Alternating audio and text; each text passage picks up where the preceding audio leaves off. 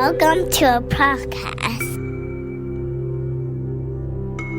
Total Survey Design. Hello everyone. Welcome back to the Total Survey Design podcast. My name is Hanyap Lee. And I'm Azdran Soma. The main topic for this episode focuses on all the general considerations that you should keep in mind for any survey. One of the biggest mistakes that we see with surveys is that a questionnaire is often created without first having taken a step back to consider some more fundamental questions. For example, what is the purpose or the goal of the survey? Literally just writing down what the goal of the survey is on a piece of paper and referring back to it through each step of the survey creation process will help clarify and focus your survey. In other words, knowing what you are aiming to learn will improve your survey.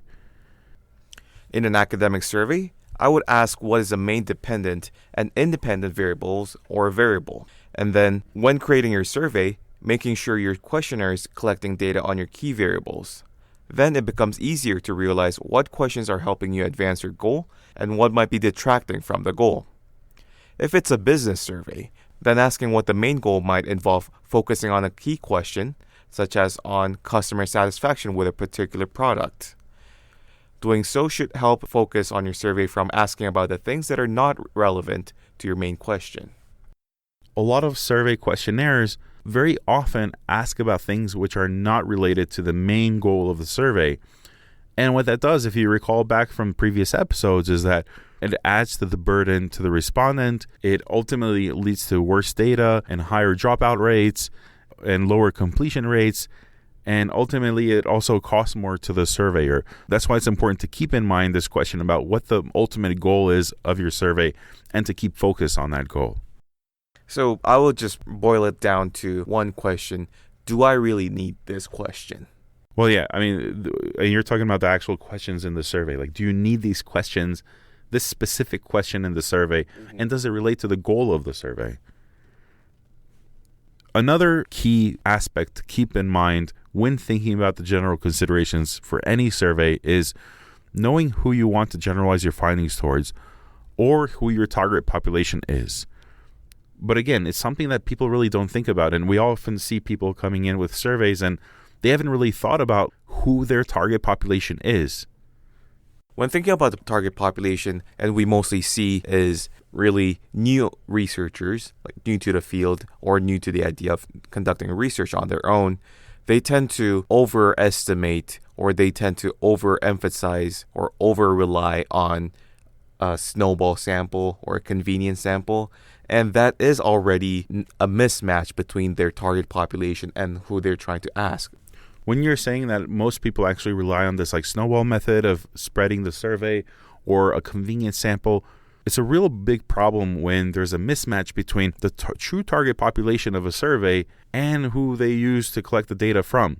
Because here's the thing. Let's say you're trying to collect data on this product. I don't know. Give me an example of a product. Anything. Barbie dolls.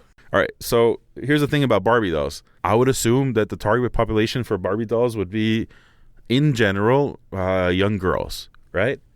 So if I created a survey and I had in mind that the target population is young girls and young women, then obviously it wouldn't make sense if I created the survey and I started sharing it with like my uncle Bilo.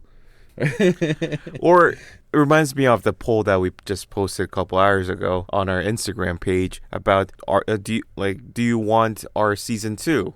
And it's either yes or no, and it's already self-selecting those people who are following our Instagram page and people who are willing to go into our Instagram stories and actually click on it. So it's really not a good reflection of the target population we're trying to reach, which is anybody who will use survey research or survey methodology in any aspect of their life. So that is a very narrow way to target our survey. But on a more serious note, though, when considering science and when considering scientific research, if you're conducting a survey and you're not clear about who your target population is, then it becomes very difficult to actually begin to generalize your findings, because if there's a mismatch between who you've collected the data from, then it's not possible to say that your findings are relevant to that group of people. But on a different note, you should also think about the time frame of the survey, such as, do you have a long enough time to field a survey, or do you need a very fast turnaround, like political polls, which the public opinion just change day and night? Yeah, so one of the things that people think when they think about surveys is that, oh, it's really easy to turn it around really quick and you could just like type it up and field it very easily. And people don't realize that, if you really want to have a good quality survey, you really need to build in a lot more time in order to develop a better questionnaire, to pre-test it, and to be able to like collect the data from the proper target population. So, and again, all these things, they take time. But again, if you're forced to have a shorter time frame, it will influence how you collect the data, from whom you collect the data, what sampling frame you use, and so on. Also, before you create your questionnaire, another consideration is, what is your budget? Are you on a shoestring budget, or do you have unlimited funds? It makes a difference in how the survey will look like. So ideally, for our surveys, we will always have unlimited funds, which is perfect if you want to just like survey everybody. And so here's the thing.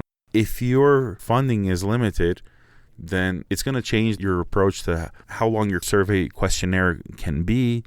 And it's going to change the approach about like what kind of sampling frame you can use. And it's going to change the approach of the duration of your survey, which mode you're using. Yeah. So again, I know we don't really want to think about the budget, especially when we're thinking about like doing science, except at the end of the day, the budget is one of the things that's going to lead towards having to drive compromise in how the survey is approached. So for example, like even in my own dissertation research, my original idea was to collect a probability sample of the United States citizens using a push-to-web survey methodology, except that approach cost tens of thousands of dollars. And when I realized that I didn't have the budget needed, I resorted to a convenience sample in Prolific, which costs a fraction of the price, and the data is not as generalizable, so there are some compromises. But, at the end of the day, I'm able to complete my survey, and I'm able to complete my dissertation research. And that big change was due to budget limitations. And we probably talked about this in one of our previous episodes about distrust towards surveys, right? Like there's a lot of bad apples in the industry, and because of that, people have typically a very negative reaction when they hear the word surveys. But when we talk about budgets, we should be realizing that there's a lot of money, there's a lot of effort, there's a lot of labor that goes on into putting together a good survey. And it is a really, really a big shame and big missed opportunity when people just pass through surveys like, oh, it's a survey, it's probably another silly one. But from a bigger scheme of things, or some people are not even compelled to take part in the U.S. Census. And yeah, billions of dollars go into it every, 10 years? Yeah, it's the decennial census. Yes, so every 10 the years. decennial 10 years. So every 10 years, and billions of dollars go into it, and thousands of people work together to put this together. And I feel like that shouldn't be overlooked. So the final aspect that I want to talk about when thinking about the general considerations for any survey is this idea that you really need to ask yourself the purpose of each individual question in the survey questionnaire. We talked about thinking about the purpose or the goal of the survey itself and focusing on the main dependent and independent variable, but it is also important to, from the other side, really approach each individual question and ask yourself, how is this question going to be used? Even if it's related and it is viewed as important, you have to have a clear conception about how these questions will even be used or analyzed after the data is collected. If you cannot answer the question about what the purpose of each question is or how it's going to be used in the data analysis, then you should really question whether or not it should be included in the questionnaire at all. For an academic, it literally means knowing how each question fulfills a purpose in the research. Some questions might provide demographic information about the respondent, and the information is simply reported with means and sums. And other questions might be independent variables, which might be added to the regression that are meant as control variables between the main independent and dependent variables. But keep in mind, that each independent variable that is added to a regression needs to be added for a purpose. The literature review of the research should show why it is relevant to consider why an independent variable is important to consider or add as a control when doing a regression analysis. While we might be tempted to ask about everything, since we only have one shot at doing the survey, this thinking is harmful to the data quality of the main findings themselves. Every time we ask unnecessary or irrelevant questions, we are either increasing the length of the survey, the cost of the respondent, the cost of the researchers to field the survey, and essentially taking away resources from the main purpose of the question. When unnecessary questions are removed, it means that more responses can be collected on the main questions. It means that the survey takes less time, which is a smaller cognitive load on the respondent, which leads to better data quality and lower dropout rates, but it also means that the cost of filling the survey is lower per respondent. In other words, while the cost of adding additional questions might seem trivial, they add up when considering how each additional question affects the rest of the survey design process. So, what we suggest you do is take out your notepad or a blank Word file and just making a list of all the topics covered in this episode and asking yourself to fill out the list each time you decide to create a new survey. So, the list should consist of the following. First, what is the goal or the purpose of your survey? Next, what is the target population? Then, what is the budget? What is the time frame? And finally, does each question serve the purpose of your survey? Remember that a good survey thinks about how each part is connected, how the purpose of the survey guides how the questions are written, and how the data will be analyzed will also inform the questions that are included in your questionnaire.